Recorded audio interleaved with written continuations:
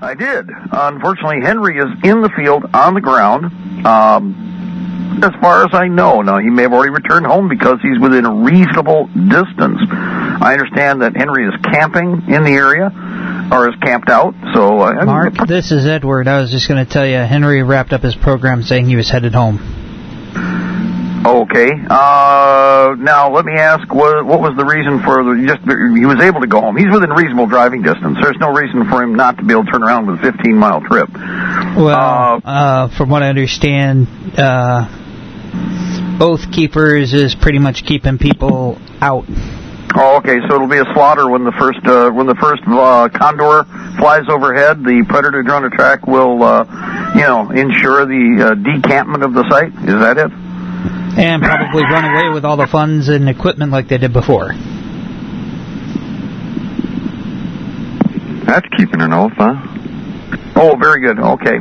Now, well, one of the reasons I wanted to bring this up, there is a report. Go to FromTheTrenchesWorldReport.com, FromTheTrenchesWorldReport.com, and it looks like they're not going to be needing much of our help initially, but there's also a report. See, this is where we're starting to see intentional confusion. So Henry probably has, since he's first up there, one of the reports that I just got is that they're actually asking everybody to back off or stand down now.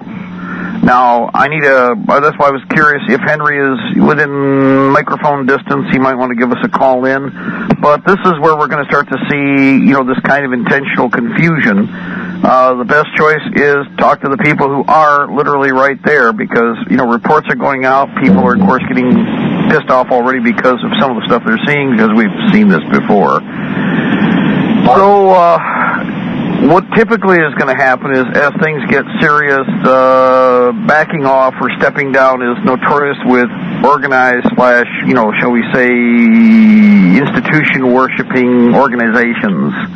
Because, well, we're policemen and firemen and we're, go right down the shopping list. But the problem is the dogma attached to it is, well, we want to kind of maintain those things. And so we don't want to really get in anybody's face because we'll just show them that we're different. And then the other side will yawn and then proceed with their actions.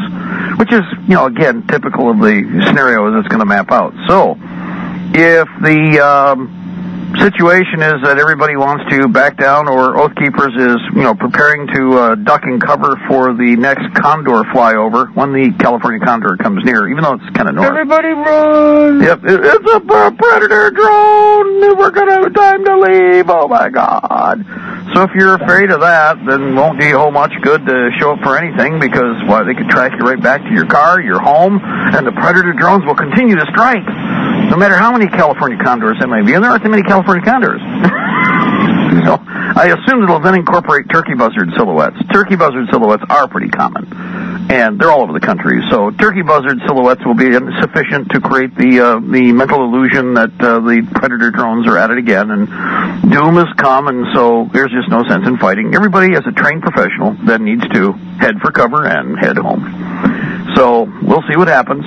Trained professionals being what they are. Doesn't mean that we don't need, a mechanism in place actually for supply and management. I want to make sure things stay on the site. My problem is that I don't think that would happen anyway. But if things proceed or if they've decided yay, nay, or indifferent, we need to know because there's no sense in dropping resources on the ground that are going to be part of the, oh, please, we just want to understand and keep things the way they used to be. Well, the bad guys are telling you they want to take your property, so I don't think they're going to let anything be the way it used to be. What do you think? Better to let them remain tactically dispersed than to dispense them to an area where they are grabbed up. Yep. Instead of put to use. Hey, Mark. Go ahead. We get different callers there. Caller, jump in there, please. Yeah, I listened to the whole show, and what the deal is they have a camp set up in the mining area, but you have to be vetted first. So Henry was going to have to be vetted by the Oath Keepers in order to even get to the site itself. Of course, Henry refused to be vetted. Therefore, he was not even allowed in. He does not know whether there's militia there. He does not know basically too much of anything. He talked to a couple of the people, one miner that they already took his land a while back. It looks like it's a good old boy network that called in the non-oath keepers, and like I say, it's basically being they are running the show, and you have to report to them before you can even step foot. They vet you, and then they'll allow you in. They've set up rules, no drinking, no right, alcohol, no firewater, no drugs. I saw that. Right, of course. Yeah. And they basically just wanted to, I guess, pick his head apart to find out why he was there, what he was there for, and therefore Henry said no. And so he did the show basically on the side of the road. He had to pay $5 to park on the side of the road, and he did the whole show from there. And that's about the gist of it, but apparently Oath Keepers is running the whole show. Well, that way we can say, like I said, when they... Go ahead. I didn't hear all of Henry's program, but remember, the Oath Keepers were claiming they were running the whole show down at the Bundy Ranch, too, and we know that was BS. No, apparently this was told to him personally by when he tried to get in. When he tried to get into the staging area, well, they said, first, you got to stop here, you got to go report to the I'm willing to bet that was an Oath Keeper staging area, too. Mm-hmm. Right. Oh, no, that's what she's saying, Ed. Yes. Exactly. Yeah. And they're vetting everybody that's going through. So basically, he doesn't know if there's militia there. He doesn't know what's going on. But the only way anybody's going to know what's going on in there is to be allowed, vetted, and be allowed to cross into that area, period. And I'm sure there's somebody that listens, obviously, to your show as well that would have listened to the whole show. It was a 2-hour show. They did the whole 2-hour show about it. So anyway, I was just giving you the heads up. That's what he's saying. So I believe he posted the checklist, or Henry, one of the crew did, on From the Trenches. So we'll go through that in a minute too. Mm-hmm. There's a couple other I've had several things sent to me email from different people doing the reporting, but there's a piece, and this is what I was curious about, where it said everybody should be, standing down. The article is Militia Units Ready to Defend Oregon, Gold Miners in Battle for BLM. But then about 50% of the way through this short report, what they're claiming is that the owners are telling everybody to back down or back off, etc. Now, I haven't heard that, but how would we know? And what I get the feeling, this is where you have the individuals who are thinking of themselves as regulars.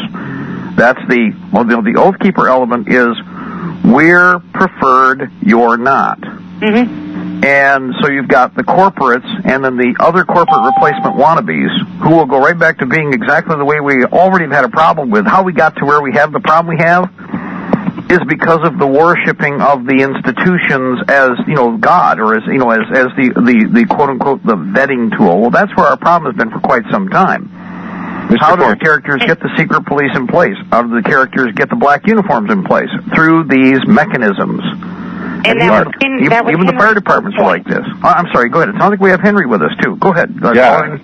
I pull off the side of the road. I'm listening to the conversation. There'll be no staging of any separate militia here. All the land here, if you go off of private land, with the way the BLM is taking over here, there's nowhere to stage. The only place to stage is on this mining claim where they are staging. And I talked to the head of that mining district association, and he made it clear that if you can come here and you can serve both keepers, or don't bother. Well, then they don't need us. Pardon? Well, then they don't need us, is what you're saying. No, that's what I said. Well, then I guess you don't need us. Well, why do you say that? He said. I said, at first place, I said, I think maybe we should be vetting the Oath Keepers. Yeah, we've already had this experience. The first time the California condor flies over, or a turkey buzzard, then the predator drone strike is imminent, and you'll be standing there sucking vapors while they're busy heading for the motel. After they grab all the equipment. Yeah, after they grab the good stuff. They'll leave the stuff that's, kind of not as in vogue. If it's not popular camouflage, it won't be taken. And, like camping gear and stuff like that might be or might not be taken, depending on its value. Well, it should be clear to anybody considering anything that you that's sent there, anything is going to be, you're handing it over to Oath Keepers.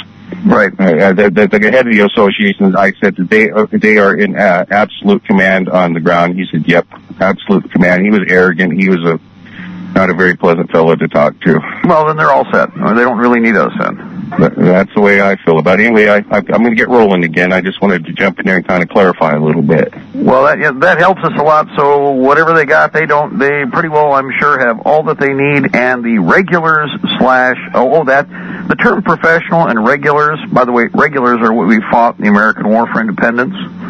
For everybody out there, that's what's trying to entrench itself again. And this is part of that ring knocker insurance policy. One side plays one opposition, the ring knockers on the other side play the other opposition, and we're supposed to pick which of the same side we're supposed to follow until they screw us again. Right? Everybody understand that? And that's exactly what I'm seeing coming across the board. That's what this is all about. How do the apron wearers get themselves back into the game, to make sure that they are the ones mapping out the game? You can be with the Lodge of the South, or you can be with the Lodge of the North. And then there's all the peasants that will drag along and manipulate the process, don't you know? Yeah. Yeah. Seen this before. So, again, well, that settles that. And I want to say thank you. See, Henry, that's what we need. Right? And for everybody out there listening, this eliminates any confusion. There's no need to worry about sending resources. The quote-unquote trained professionals are on the ground. Those same trained professionals were, of course, so conditioned by their dogma that when somebody dropped a dime and gave them a call that the Predator drones were on the way, nobody could jump fast enough into the vehicle, abandon all combatants on the ground, and headed for the motel. So, Daddy didn't train no fool. Replay number 2 ain't gonna make it. You know what I mean? Okay, well, good. Thank you, Henry, because that saves us having to send resources where it would just go into the void and disappear again. So, yep, that's a positive. Thank you. That's what we need. Ground information. We keep it precise, concise, and on down the road we go.